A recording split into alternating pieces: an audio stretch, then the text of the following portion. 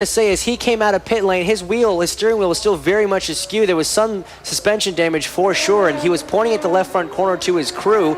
This, of course, is going to bring out a full course caution, Jeremy, because he's just on the exit of corner one there. But he was pointing to his crew. There was suspension damage. They said it was fine and sent him out, but you could see as soon as he pulled away that there was something not right. So we have officially now gone to full course caution. And it was Simon Pagenaud, I believe, that came in along with Greyhall during that a couple of laps ago. Simon Pagenaud is in the catbird seat. He has made what I believe will be his final pit stop of the day with 32 minutes to go and now under full course caution. Everybody else now is going to have to wait until the cars pack up behind the leader, including Pagenaud. Here's a replay of Graham Williams. He comes out of turn one, tries to feed on the power, and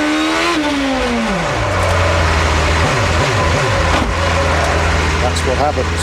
It was just too easy there for that to happen. There was obvious suspension damage. Graham had very little steering input in the car, and you could see that it wasn't able to turn there, just got on the power. There was no room to correct. He had just no lock left in the car to correct. So very unfortunate end for Graham Rahal. Certainly is for poor Graham. He's had some ups and downs this season. Let's have a look at what happened a little bit earlier this morning. The 8th round of the Atlantic Championship. Well, we'll come to that in a moment as we see Graham Rahal's car being turned around to get him back underway.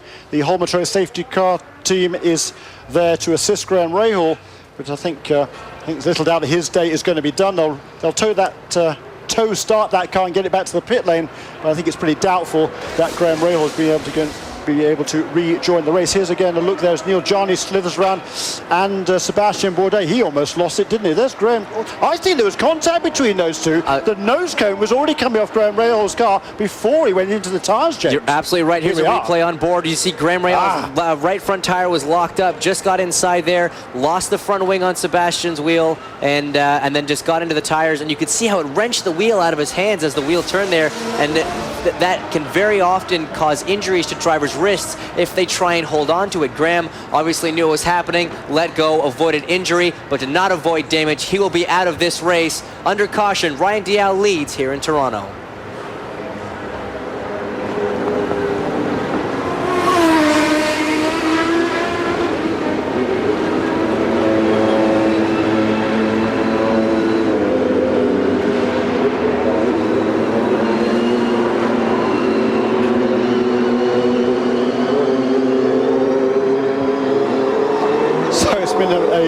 A massively dramatic Steelback Grand Prix of Toronto, round 7 in this year's Champ Car World Series, and you can see that it's raining out there in turn 5, not particularly heavily, but certainly more than enough to. There's no way you'd be running on slick tires in these conditions, and an incident there between Graham Rahal and his Newman Haas Lanigan teammate Sebastian Bourdais. Graham has certainly got to hope that he didn't do any damage to that McDonald's car. The one fear is, of course, end plates to tires often ends in a flat tire. So Sebastian obviously will be trying to feel if there's any air being let out of that tire. If it starts to go flat, he'll be able to feel that in the car. But they also have tire pressure sensors that go back to pit lane. They'll be able to tell Sebastian if there is a problem. But right now, it seems like he's okay.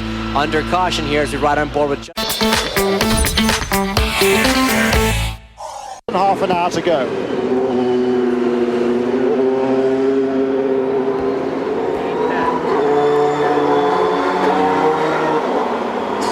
So there is Graham Rahal's car. You can see the crew goes to work on the front end of the car. He'd lost his nose cone, of course, is damaged. Aware that people are changing their lines for the condition. Suspension, that's. But the turn 3 passing zone rule still applies. Okay, that's Phil Howard there on the radio to his man Justin Wilson confirming that that zone down in turn 3 still applies.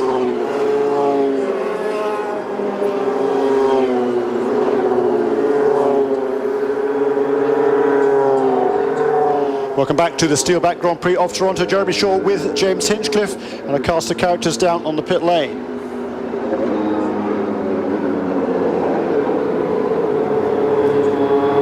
We're still under caution in Toronto with now 27 minutes to go, and we've had confirmation just a few moments ago we heard a radio communication between Phil Howard, the team manager for R Sports, and one of his drivers, Justin Wilson, saying that that painted line down on the Lakeshore Boulevard into turn 3, which delineates the line going into that turn, you have to keep to the left-hand side of the road, and it's been confirmed by race control that that line, that delineation does still apply. So Neil Jarni, we've seen on a regular basis moving inside that white line. From now on, he's been told he has to stay outside that white line, and if somebody wants to make a pass, then they can. Let's have a look to what happened now a little bit earlier this morning, the round 8 of the Champ Car Atlantic Championship. It was Jonathan Bomarito who made the early going, the standing start, but all sorts of incidents. That's Bomarito's teammate Mike Forrest taken out in an instant in turn 2 as the rain began to come down, and James, just treacherous conditions. It really was, and we were on slick tires at this point. Bomarito actually, under caution, went into the tires as the race was red flagged. At about 5 miles an hour behind the pace car, there's David Garza spinning away, potential top 5 finish, and it was just a massive array of incidents, many of them taking place under yellow, including you, James Hinchcliffe, taken out there under caution by an overzealous rival. Yeah, it really was an unfortunate incident. As we look here at some of the Red Bull cars dicing, and David Garza manages to find the wall in turn 11. And there's Robert Wickens there. The 2 Red Bull cars were battling for second and third places there. Ryan Lewis almost held up, but it's Frank Pereira who comes away with his second win and as many weeks for the Condor Motorsports team. And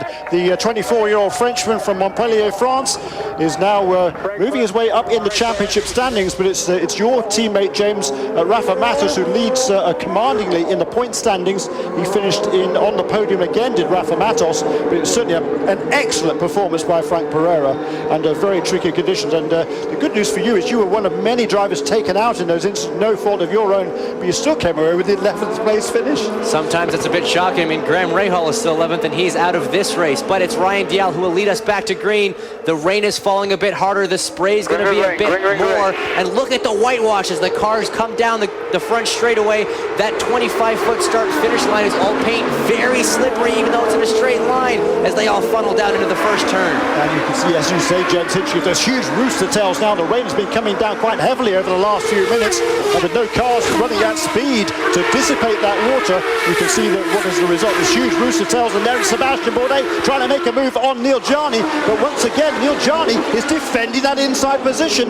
I think he's going to be in grave danger. Well, is it going to be a moot point? No, he goes around the outside line. I don't know. That's going to be an interesting call for Tony Coleman, but look at that. It is Will Power who has taken over the lead from Ryan Dalziel, and now for Team Australia, it's Will Power in lead, Ryan Dalziel second, Neil Jarni third, Sebastian Bourdais just holding off Justin Wilson. Great stuff in Toronto. And the biggest benefit now for Will Power is clear track. He's got no one in front of him kicking up a spray, and the spray's not even as bad as we had this morning. If the rain falls a bit more, you're going to see even more of a whitewash. So right now, these guys running very tricky conditions, considerably wetter than what it was when the track went to full course caution. So they almost have to relearn this racetrack and the grip levels all over again.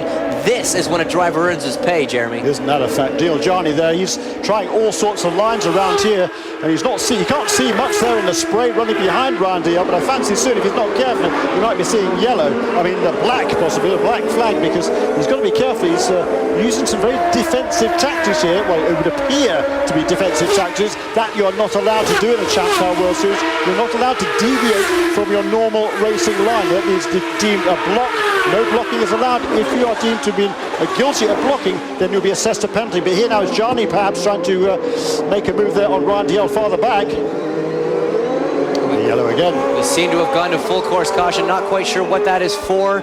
There you go, the double yellows waving. We're getting word that it might be Oriol Servia involved in an incident there. He is heavy damage to that car. He's in the wall, left-hand side, obviously quite damaged. So it looks like turn 11 we hear. So maybe that was that's the final corner leading on to the start-finish straight. Yeah, he lost it coming out of turn 10, it would appear, and he's backed that car into the wall. And poor old Oriol Servia is looking so good. He qualified well. He qualified on the second row, made a magnificent start, got himself into the lead, commanded the early stages of the race, but then we didn't actually see what happened. We presume he made a mistake right before he was due to make his first pit stop of the afternoon. He lost the lead to Sebastian Bourdais, but he was still running strongly, but 2 mistakes since then. Well, exactly. He did have that spin in turn 3 just after Alex Tagliani kind of sideways with the car into the tires. And now, of course, a mistake here. He would have just been trying to get on the power coming out of turn 10 a little bit too aggressively. The car would have looped around, and that's why the left-hand side of the wall. He's facing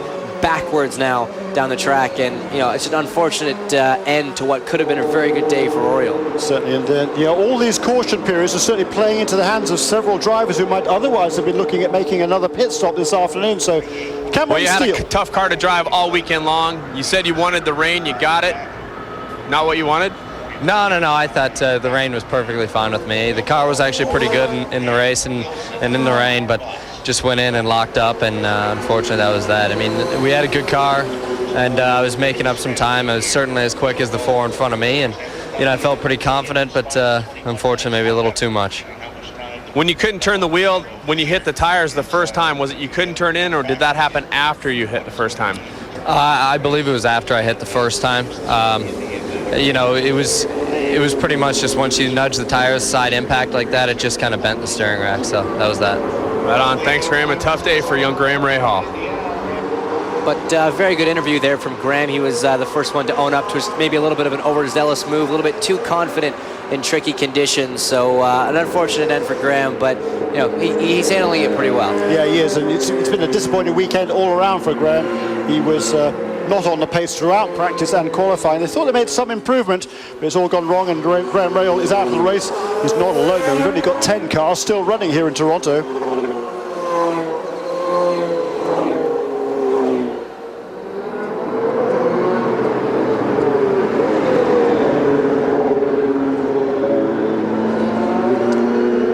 So still at a caution, time is ticking away. Still 20 minutes to go, however, when we go back to green, well, it depends how wet it remains. The cars have been lapping in about 1 minute 15s or 20s in these very treacherous conditions, but it's now Will Power at the front of the pack, and is he looking good for his second victory of the season for Team Australia? He's driven quite beautifully, particularly in his very treacherous conditions.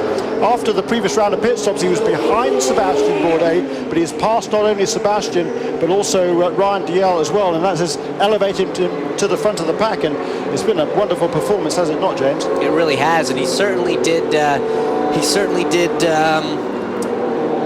relish the wet weather conditions in Tremblant last week, as we see Alex Tagliani has that bar used for towing still in the roll hoop. Yeah, but they keep that there. When you get tow started during the race, there's no way to remove it, so they do keep it in there in race conditions. Normally they pull it out when he came into the pits or whatever, but once he's tow started during the race, he doesn't have an opportunity to come into the pit lane and remove it. So Tagliani there certainly worked. Well, the good news for him, generally speaking, it would affect the aerodynamics on the car, but in these are the conditions. Finish this out with some good, consistent laps. Certainly some people will go out ahead of us. Hoping some people will go out ahead of us, and you know what, in these conditions, one finger this time by 1 finger. So 1 lap to go there. We hear before we get restarted here, and there's 18 minutes to go, and just have a look to when the drivers made their last pit stop, lap 38. Neil Jarni and Ryan Dalziel have been out there the longest since making their last pit stop. That was on lap 38. We're now on lap 59, so they've done 21 laps, but a goodly portion of that has been under yellow, and got about 18 minutes to go. If it stays dry now, another maybe 12 laps or so. So I fancy perhaps everybody might now be able to reach the end of the finish without making another fuel stop. So it's certainly for those guys, the strategy would appear to be working out in their favour, but we'll have to wait final confirmation of that until we get to the closing stages of the race. But still very, very tricky. You can see it's certainly a lot brighter now than it was, James, but the track is still very, very wet. Yeah, of course the track is still very wet. It's not bright enough to start drying it out, and it appears as though the rain has stopped falling. But as you say, Jeremy, the track's still wet, the sky's still dark, and this has been a problem for a few of the drivers still wearing dark visors. But Will Power has got a clear visor on and a clear track ahead of him as he leads at the Steelback Grand Prix of Toronto.